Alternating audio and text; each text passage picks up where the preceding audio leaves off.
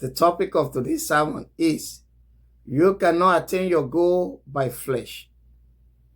Believers need to realize that they cannot attain their goals by flesh or be rewarded for their efforts without obedience.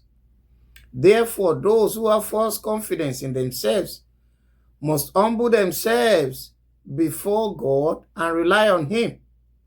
Christians must not allow the affliction, oppression, and persecution they pass through because of their faith to be in vain by trusting in their efforts or power instead of God.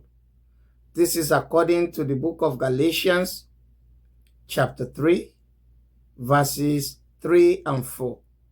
And I will read, "Are you so foolish?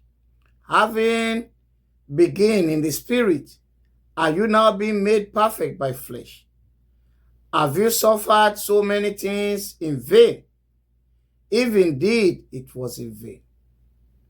Now I have questions.